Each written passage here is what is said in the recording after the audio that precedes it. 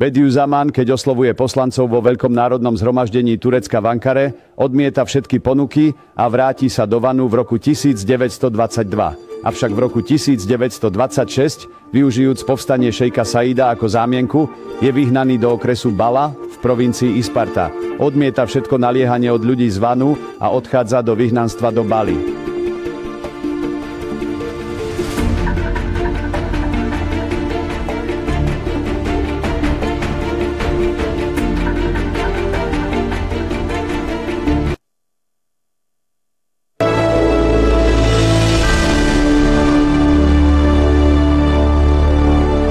V roku 1926 je majster vzatý z Vanu. Van teraz povstáva. Postavme sa proti nim, hovoria. Nie, hovorí on. Som spokojný s týmto smerom. Idem k vernej hrdinskej hrudi tureckého národa. Hovorí Bediüzzaman.